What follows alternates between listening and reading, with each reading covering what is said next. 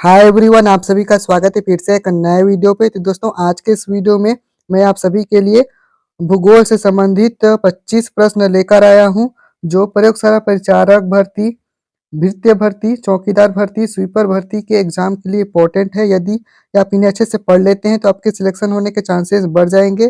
ठीक है, तो इस वीडियो को बिना स्किप किए एंड तक जरूर देखिएगा। वीडियो को इसकी बिल्कुल भी मत कीजिएगा। तो चलिए वीडियो को शुरू करते हैं, चलते हैं हमारे पहले प्रश्न की ओर। देखिए, हमारा पहला प्रश्न दिया गया है, पूर्वी घाट की सबसे ऊंची चोटी कौन सी है? तो याद रखिएगा, महेंद्र गिरी। ठीक है, भारत की पूर्वी घाट की सबसे ऊंची चोटी कौन सी है? तो महेंद्र गिरी। ठीक है, और इंपॉर्टेंट करके नोट डाउन कर लीजिएगा, जो कि आपके एग्जाम के लिए प्लस पॉइंट रहेगा।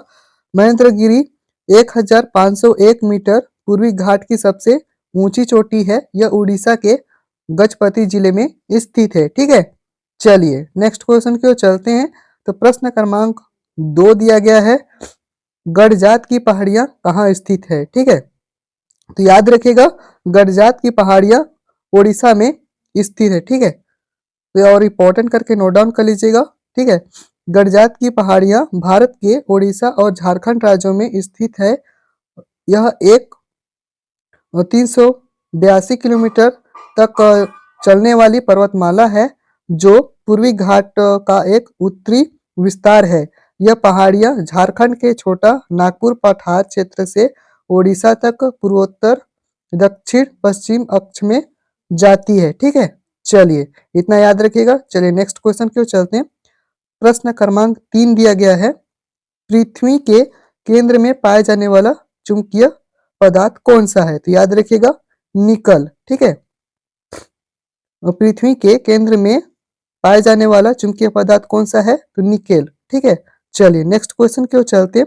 प्रश्न क्रमांक 4 है हमारा, रेडियो संचार में प्रेषण एंटीना द्वारा उत्सर्जित संकेत प्रतिबिंबित कहाँ होते हैं? तो याद रखिएगा, ध्रुव मंडल पर। ठीक है, चलिए नेक्स्ट क्वेश्चन दिया गया है, प्रश्न क्रमांक 5 है हमारा, दक्षिण अमेरिका में शीतोष्ण घास स्थलों को क्या कहते हैं? तो याद रखिएगा, पंपास कहा जाता है।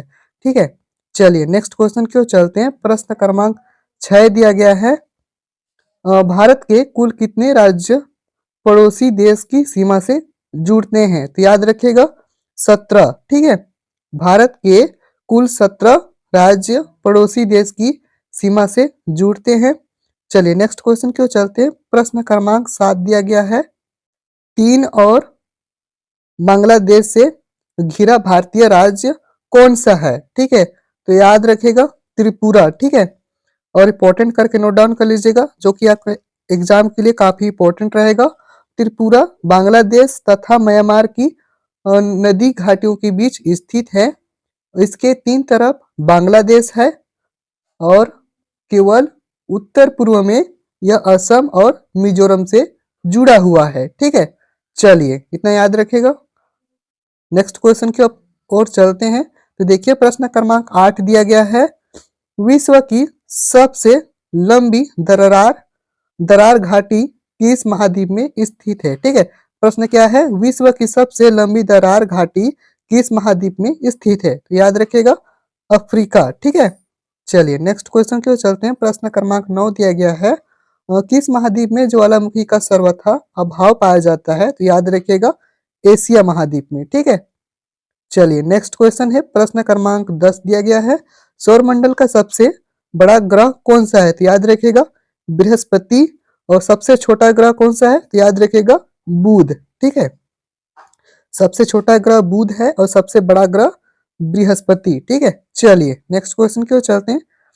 प्रश्न क्रमांक 11 दिया गया है हमारा, भारत में ऊर्जा का मुख्य स्रोत क्या है? तो याद रखिएगा, तापीय। ठीक है, चलिए नेक्स्ट क्वेश्चन है हमारा, प्रश्न क्रमांक 12 दिया गया है, निम्नलिखित में से खरीफ फसल कौन सी है? तो याद रखिएगा, चावल। ठीक है, चावल एक खरीफ फसल है। ठीक है, नेक्स्ट क्वेश्चन दिया गया है, प्रश्न क्रमांक 13 है हमारा, उपोषण उच्च दाब के कटिबंधों को और क्या पुकारते हैं? तो याद रखिएगा, हॉर्स लैटिट्यूड्स। ठीक है, चलिए नेक्स्ट क्वेश्चन दिया गया है, प्रश्न क्रमांक 14 है, व्यापारिक पवनें कहाँ से चलती है? तो याद रखिएगा, उपोषण उच्च दाब से। ठीक है, और इंपॉर्टेंट करके नोट डाउन कर लीजिएगा, जो कि आपके एग्जाम के लिए प्लस पॉइंट रहेगा। पृथ्वी की भौगोलिक स्थिति में लगभग 5 डिग्री से 30 डिग्री उत्तरी एवं दक्षिणी अक्षांश के क्षेत्रों अर्थात उपोष्ण उच्च वायुदाब कटिबंधों से भूमध्य रेखीय निम्न वायुदाब कटिबंधों की और पृथ्वी के दोनों गोलार्धों में वर्ष भर निरंतर प्रवाहित होने वाली हवा को व्यापारिक पवन कहा जाता है। ठीक है, और इन्हें अंग्रेजी में ट्रेड विंड्स भी कहते हैं। ठीक है, चलिए इतना याद रखिएगा। नेक्स्ट क्वेश्चन की ओर चलते हैं। प्रश्न क्रमांक 15 दिया गया है, बादल वायुमंडल में कैसे तैरते हैं। ठीक है, तो किस कारण तैरते हैं तो आपको बताना है। तो इसका सही आंसर है अल्प दाब के कारण। ठीक है, अल्प दाब के कारण बादल वायुमंडल में तैरते हैं। ठीक है, और इंपॉर्टेंट करके नोट डाउन कर लीजिएगा, जो कि आपके एग्जाम के लिए इंपॉर्टेंट रहेगा। बादलों में हवा की तुलना में बहुत कम घनत्व और उच्च मात्रा होती है, इसलिए वे अपने वजन को संतुलित करने के लिए आसपास की हवा से उच्च उछाल बल का अनुभव करते हैं, इसलिए वे आसपास की हवा से उछाल बल के कारण दूर रहते हैं। ठीक है, चलिए नेक्स्ट क्वेश्चन की ओर चलते हैं। तो देखिए हमारा नेक्स्ट क्वेश्चन है प्रश्न क्रमांक 16, अलमट्टी बांध किस नदी पर बनाया गया है। तो याद रखिएगा कृष्णा नदी पर बनाया गया है। ठीक है, और यह महाराष्ट्र में महाबलेश्वर और कर्नाटक, तेलंगाना और आंध्र प्रदेश के माध्यम से निकलती है, जहां यह बंगाल की खाड़ी से मिलती है। अलमाटी बांध कृष्णा नदी के ऊपर बनाया गया है। ठीक है, चलिए नेक्स्ट क्वेश्चन की ओर चलते हैं। प्रश्न क्रमांक 17 दिया गया है,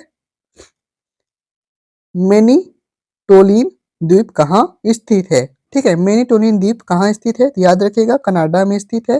प्रश्न क्रमांक 18 दिया गया है, बाढ़ सागर बांध किस राज्य में स्थित है। तो किस राज्य में स्थित है, मध्य प्रदेश राज्य में। ठीक है, प्रश्न क्रमांक 19 दिया गया है, नीली क्रांति किससे संबंधित है तो याद रखिएगा मत्स्य से संबंधित है। ठीक है, अब प्रश्न क्रमांक 20 दिया गया है, गुलाबी क्रांति किससे संबंधित है तो याद रखिएगा झींगा से संबंधित है। ठीक है, प्रश्न क्रमांक 21 दिया गया है, उष्ण कटिबंधीय परिस्थितियों का सर्वाधिक विस्तार किस महाद्वीप में पाया जाता है तो याद रखिएगा अफ्रीका महाद्वीप में पाया जाता है। ठीक है, चलिए नेक्स्ट क्वेश्चन है प्रश्न क्रमांक 22 दिया गया है, त्रिपुरा, असम और अरुणाचल प्रदेश के बीच कौन सी नदी सीमा बनाती है तो याद रखिएगा संकोश नदी।